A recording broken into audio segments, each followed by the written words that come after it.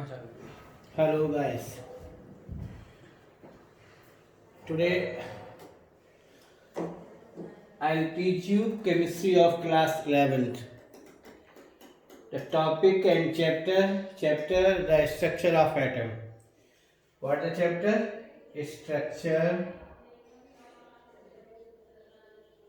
Structure of atom. Student, you have read in class 9th about the atom, about the molecule, electrons, protons, neutrons, their characters, about the nucleus, and many other related objects that related to the ninth, they are also in class 11. So first of all, I'll teach you about the atom. What about the atom? Atom क्या है? देखिए, the smallest divisible particle of an element. What about the smallest divisible particle of an element which participate in a chemical reaction and cannot live freely is called an atom. क्या कहा है? जो आप लिखते हैं और एक फुल स्टॉप का साइन जो पेन से लगाते हैं उसमें करीब 10 लाख एटम आ जाते हैं. तो how it is small, you can feel that atom कितना छोटा है, द स्मॉलेस्ट है. एंड देन फिर क्या है? डिविजिबल है. फॉर एग्जाम्पल सोडियम का ये हमने कोई एटम ले लिया, atomic number 11 and mass number कितना है? 23 है. इसका एटॉमिक नंबर कितना बताया? एटॉमिक नंबर कितना है? 11 है. एंड मास नंबर कितना है? मास नंबर है 23. एंड इसमें नंबर ऑफ इलेक्ट्रॉन कितने हैं? देखिए, number of electrons equal to क्या होता है? Number of protons equal to क्या होता है? Atomic number. जितना एटॉमिक नंबर होता है उतने ही इलेक्ट्रॉन्स होते हैं, जितने इलेक्ट्रॉन होते हैं उतने ही प्रोटॉन्स होते हैं. तो इसमें नंबर ऑफ इलेक्ट्रॉन्स कितने हैं? Number of electron is equal to 11 and proton कितने हैं? जितने इलेक्ट्रॉन हैं 11, क्योंकि जितना इसका एटॉमिक नंबर है. अब नंबर ऑफ न्यूट्रॉन कैसे निकालते हो? Number of neutrons is equal to क्या होता है? Atomic mass minus atomic number, that is 23 minus 11 is equal to 12. तो ये क्या है? डिविजिबल. किसमें डिवाइड है? Electron, proton and neutron which are the sub atomic particle of an atom. तो एटम क्या है? The smallest divisible particle of an element which participate in a chemical reaction. जब पार्टिसिपेट करेगा किसी केमिकल रिएक्शन में and can not live freely. और ये जब पार्टिसिपेट करेगा, फॉर एग्जाम्पल सोडियम का एटम है, ठीक है, ये हमने कहा कि सोडियम का एक एटम है प्लस ये क्लोरीन के एक एटम से कॉम्बिनेशन कर रहा है.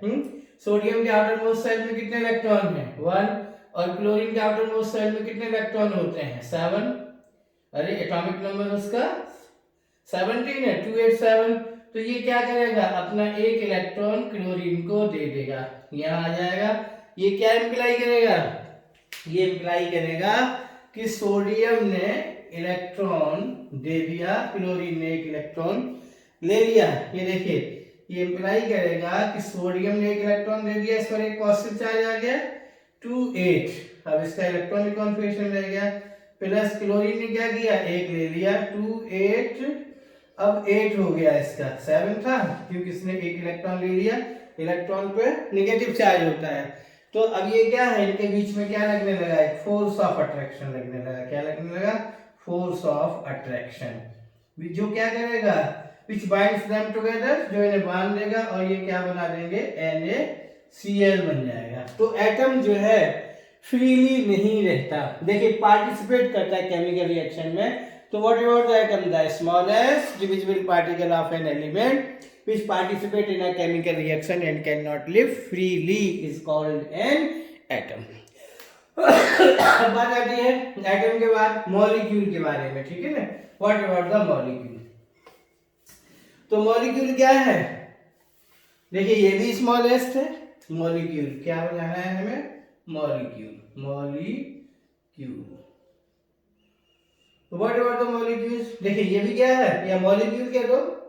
मॉलिक्यूल क्या द स्मॉलेस्ट है, indivisible है, the smallest individual particle of an element which do not participate in a chemical reaction, जो पार्टिसिपेट नहीं करता and can live freely is called a molecule. For example hydrogen का एक molecule ले लिया, ठीक है, H2। अब ये हाइड्रोजन के एक मॉलिक्यूल में हाइड्रोजन के कितने एटम हैं? हाइड्रोजन के 2 एटम हैं। एटम डिविजिबल है, मॉलिक्यूल इंडिविजिबल है। क्यों? क्योंकि इसके आउटर मोस्ट सेल में इस हाइड्रोजन के एक इलेक्ट्रॉन रहा होगा, इसमें भी एक इलेक्ट्रॉन, दोनों के अलग अलग खाली है। और हाइड्रोजन का जो है आउटर मोस्ट सेल 2 इलेक्ट्रॉनों से कंप्लीट हो जाता है। इसका भी आउटर मोस्ट सेल ये हाइड्रोजन एटम है, इसका भी पूरा हो गया, यानी फर्स्ट सेल को कंप्लीट करने के 2 इलेक्ट्रॉन चाहिए। ये देखिए इनका आउटर मोस्ट सेल पूरा हो गया। अब ये रिएक्ट नहीं करेंगे किसी से, इन्होंने क्या बना दिया? हाइड्रोजन H2 बना दिया। तो मॉलिक्यूल क्या है? ये क्या है? इंडिविजिबल है, क्योंकि इनके बीच में क्या लग रहा है? Force of attraction. वो तो एटम था, अब इनके बीच में इसलिए क्या है? फ्रीली एयर में कहीं भी मूव कर सकता है। तो स्मॉलेस्ट भी है और कैसा है? इंडिविजिबल। अब डिविजिबल नहीं है। The smallest indivisible particle of an element which do not participate in a chemical reaction, जो केमिकल रिएक्शन में पार्टिसिपेट नहीं करता and can live freely.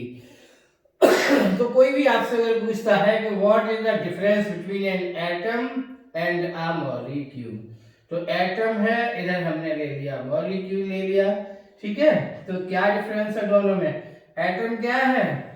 It is the smallest divisible particle है।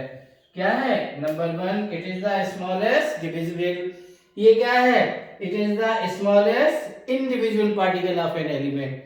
सेकंड क्या है? ये it participate in a chemical reaction. और ये क्या है? It does not participate in a chemical reaction. ये क्या है? It can not live freely. Third क्या है? It can not live freely. But क्या है? ये इट कैन लिव फ्रीली। ये क्या है? दोनों में डिफरेंस है। तो अब बात आती है कि एटम जो था आपका, एटम के सब एटॉमिक पार्टिकल क्या है? देखिए, what about the sub atomic particle of an atom. Atom के सब एटॉमिक पार्टिकल हैं इलेक्ट्रॉन, प्रोटॉन और न्यूट्रॉन। यानी एक एटम किसमें डिविजिबल है? इलेक्ट्रॉन में, प्रोटॉन में एंड न्यूट्रॉन में। जैसे फॉर एग्जांपल कोई और एटम ले लिया आपने, नाइट्रोजन ले लो। नाइट्रोजन क्या है? 714 है, ठीक है। इसका एटॉमिक नंबर कितना है? एटॉमिक नंबर हो गया इसका 7 है और मास नंबर कितना है? मास नंबर है 14, ठीक है। तो इसमें नंबर ऑफ इलेक्ट्रॉन देख लीजिए, नंबर ऑफ इलेक्ट्रॉन कितने हैं? आपने भी क्या बताया था? जितने नंबर ऑफ प्रोटॉन्स होते हैं और जितना इसका एटॉमिक नंबर होता है उतने ही इलेक्ट्रॉन होते हैं, जितने इलेक्ट्रॉन होते हैं उतने ही प्रोटॉन होते हैं, जितना किसका एटॉमिक नंबर होता है। तो देयरफॉर इसमें इलेक्ट्रॉन कितने आ जाएंगे? इसका एटॉमिक नंबर कितना है? 7 है, तो इलेक्ट्रॉन 7 हो गए। प्रोटॉन कितने आ जाएंगे? प्रोटॉन हो जाएंगे 7। और न्यूट्रॉन कैसे फाइंड आउट करते हैं? Atomic mass minus atomic number. Atomic mass minus atomic number. Atomic mass कितना है? एटॉमिक मास 14 है, एटॉमिक नंबर 7 है, तो कितना आ गया? 7 न्यूट्रॉन हो गए। तो अब ये अगर हम इसका क्या बनाएं? एटॉमिक स्ट्रक्चर बनाएं। देखिए एटॉमिक स्ट्रक्चर इसका बना लीजिए। एटॉमिक स्ट्रक्चर किसका? यही नाइट्रोजन का। तो ये क्या हो जाएगा? न्यूक्लियस। न्यूक्लियस में क्या क्या होता है? प्रोटॉन्स होते हैं एंड क्या होते हैं? न्यूट्रॉन्स होते हैं। प्रोटॉन इसमें कितने हैं? 7 और न्यूट्रॉन 7 है। इलेक्ट्रॉन क्या करते हैं? Revolves around the nucleus in different cells. तो ये फर्स्ट सेल में कितने? 2 से अधिक इलेक्ट्रॉन नहीं हो सकते। सेकंड सेल में कितने? यानी 8 से अधिक इलेक्ट्रॉन नहीं हो सकते। ये लॉ किसने दिया था? बोरवली ने। बट टोटल इलेक्ट्रॉन कितने हैं? 7 है। 2 तो यहाँ डिस्ट्रीब्यूट हो गए, सेल के लिए कितने रह गए? 5। 1 2 3 4 और 5 ये इलेक्ट्रॉन रह गए। तो इसका इलेक्ट्रॉनिक कॉन्फ़िगरेशन आपका क्या आ गया? देखिए नाइट्रोजन एटॉमिक नंबर 7 का क्या आ गया? 2 और 5 आ गया, K सेल और L सेल। तो हमने क्या देखा कि ये किस किस में डिवाइड है? इलेक्ट्रॉन में, प्रोटॉन में और न्यूट्रॉन में। ये सब एटॉमिक पार्टिकल किसके हैं? एक एटम के हैं। तो आपने क्या कहा है कि सबसे पहले आप ये देखिए न्यूक्लियस क्या होता है। Nucleus and nucleus, what about the nucleus. फिर चलेंगे इलेक्ट्रॉन, प्रोटॉन और न्यूट्रॉन्स पर। तो सबसे पहले हमें क्या देखना है?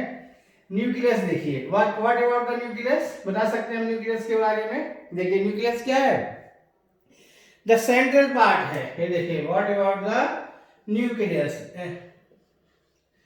Nucleus of an atom. तो आप क्या बताएंगे, it is defined as the central part, बीच का है, central part of an atom consisting protons and neutrons. क्या है, central part of an atom consisting protons and neutrons is called a nucleus. A nucleus contains positive charge. Nucleus में कैसा charge होता है, positive. क्यों, क्योंकि न्यूक्लियस पे में क्या होते हैं, प्रोटॉन्स। प्रोटॉन्स कैसा चार्ज होता है, पॉजिटिव। न्यूट्रॉन्स पे क्या चार्ज, नो चार्ज। तो जब न्यूट्रॉन पे कोई चार्ज नहीं है, प्रोटॉन पे यानी पॉजिटिव चार्ज है, तो न्यूक्लियस कैसा हो जाता है, ये पॉजिटिवली चार्ज होगा, पॉजिटिवली। ठीक है ना, पॉजिटिव चार्ज, पॉजिटिवली चार्ज क्या है, न्यूक्लियस। तो न्यूक्लियस क्या है, nucleus was first discovered by Yukawa. इसको यूकावा ने डिस्कवर किया था। व्हाट लेटर ऑन, यूकावा के बाद व्हेन जो है रदरफोर्ड यानी जो शो द क्या है alpha scattering on gold foil and then they find out the nucleus exactly, है ना। तो शुरुआत तो किसी और ने की, नाम इनको मिल गया अर्नेस्ट रदरफोर्ड को, but it was first discovered by Yukawa. Yukawa ने इसकी डिस्कवरी की थी।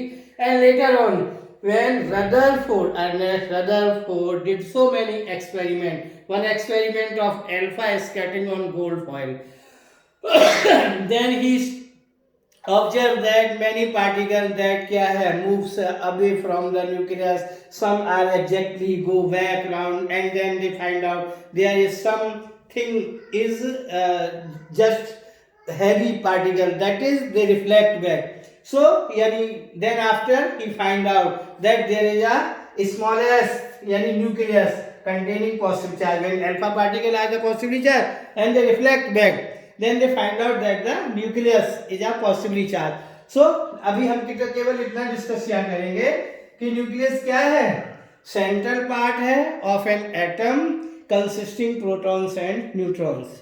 ठीक है, विच इज क्या है कॉल्ड न्यूक्लियस। और nucleus always contains positive charge.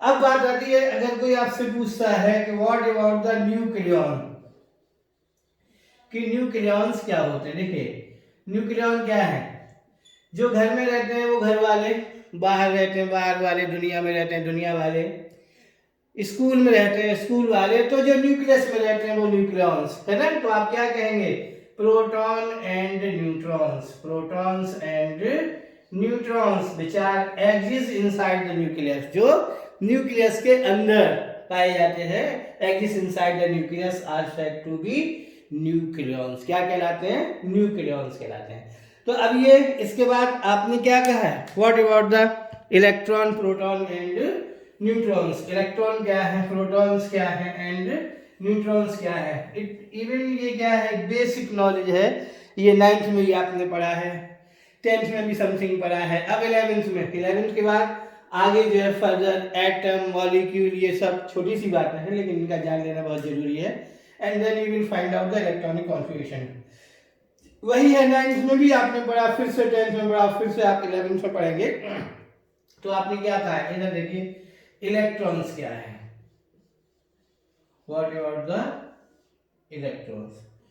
देखिए निगेटिवली चार्ज, अभी आपने क्या है, कोई भी जो है, जैसे आप एक और एटम ले लो, हमने मैग्नीशियम ले लिया, 12 ले लिया, 24 ले लिया, ठीक है। एटॉमिक नंबर 12 है, मास नंबर 24 है। इलेक्ट्रॉन कितने होंगे इसमें, इलेक्ट्रॉन 12 होंगे। प्रोटॉन कितने होंगे, ये भी 12 होंगे। न्यूट्रॉन कैसे फाइंड आउट करेंगे, 24 - 12, ये भी 12 होंगे। ये क्या हो गया, न्यूक्लियस हो गया। और न्यूक्लियस में क्या क्या है, प्रोटॉन्स एंड न्यूट्रॉन्स है। प्रोटॉन्स 12 हो गए, न्यूट्रॉन्स 12 हो गए। इलेक्ट्रॉन क्या करेंगे, revolves around the nucleus in different shell. First shell में 2 से अधिक इलेक्ट्रॉन नहीं हो सकते। सेकंड सेल में कितने, 8, 1 2 3 4 5 6 8, ठीक है। एंड थर्ड सेल में कितने इलेक्ट्रॉन हो गए, यानी 1 और 2। ये क्या था, मैग्नीशियम था। मैग्नीशियम का एटॉमिक नंबर कितना था, 12। तो ये क्या इलेक्ट्रॉनिक कॉन्फ़िगरेशन आएगा, 282, K shell, L shell, M shell, ठीक है। ये देखिए, तो इसका डिस्ट्रीब्यूशन जो आपने देखा कि इलेक्ट्रॉन क्या है, electrons are the negatively charge fundamental particle which revolves around the nucleus in different cells। याद रखिए, ये जो इलेक्ट्रॉन होते हैं, अभी हम आपको ऑर्बिट पढ़ाएंगे, ऑर्बिटल पढ़ाएंगे। कुछ इलेक्ट्रॉनों का जो मोशन होता है वो कैसा होता है, क्लॉकवाइज होता है, और कुछ का जो मोशन होता है वो एंटी क्लॉकवाइज डायरेक्शन में, क्लॉकवाइज। और ये क्या है, रिवॉल्व करते रहते हैं न्यूक्लियस के चारों ओर। जैसे अर्थ जो है मूव करती है सन के चारों ओर, ऐसे ही जो एक्सिस पर मूव करते हुए अपने जो है ऑर्बिटल में ये मूव करते रहते हैं। तो चूंकि कुछ का क्या है मूवमेंट क्लॉकवाइज और कुछ का एंटी क्लॉकवाइज होता है, अगर इसीलिए क्या होता है, यानी half clockwise and half anti clockwise, so that the total momentum zero रहे। अदरवाइज सारी चीजें क्या होंगी, मूव करती हुई दिखाई देंगी, लेकिन ऐसा कुछ भी नहीं है। Everything seen stable. So why, ये इसलिए क्योंकि इलेक्ट्रॉन जो है, जो चार्ज पार्टिकल है जो मूव कर रहा है, वो कुछ क्लॉकवाइज है और कुछ एंटी क्लॉकवाइज है। सेल में कोई क्लॉकवाइज चल रहा है और कुछ एंटी क्लॉकवाइज चल रहा है। तो ये क्या है, सो दैट टोटल मोमेंटम कैसा हो जाए, इनका जीरो हो जाए। तो मैग्नीशियम का ये हमने क्या लिया है, इलेक्ट्रॉनिक कॉन्फ़िगरेशन ये लिया है। इसमें क्या है, इलेक्ट्रॉन क्या है, electrons are the negatively charge fundamental particle which are revolves around the nucleus in different cells are said to be electrons। Electron कहलाते हैं। इन्हें फंडामेंटल पार्टिकल क्यों कहा गया, मतलब ये फंडामेंटल है, मूल है, इन्हें फिर से डिवाइड नहीं किया जा सकता, इन्हें फिर से डिवाइड इवन आगे चल के न्यूट्रिनो ये है समथिंग, आगे बताएंगे चल करके, लेकिन फिलहाल इतना ही जाने कि ये इलेक्ट्रॉन क्या है, they are the negatively charge fundamental particle which revolves around the nucleus in different shell are said to electron. These are denoted by e negative, इस सिंबल है इनका, और क्या है E-1 0, ये दोनों सिंबल है इलेक्ट्रॉन के, डिनोटेड बाय ई ये चार्ज या इसके साथ नोट करते हैं। एंड डिस्कवर्ड बाय क्या है, जे थॉमसन, ये जे थॉमसन ने क्या किया है, इनकी डिस्कवरी की है, जे थॉमसन। ठीक है, वैसे तो एक फार्मूला आप याद कर सकते हैं, ईट पर नाच, है ना, थोड़ा सा है, कुछ नहीं है, जैसे ईट पर नाच, ईट पर नाच। ठीक है, ये क्या है, electron, E for electron discovered by Thomson, P for proton discovered by Rutherford, N for neutron discovered by Chadwick. तो इससे आसानी है बहुत, ये याद किया जा सकता है और इससे याद बनाए रख सकते हैं।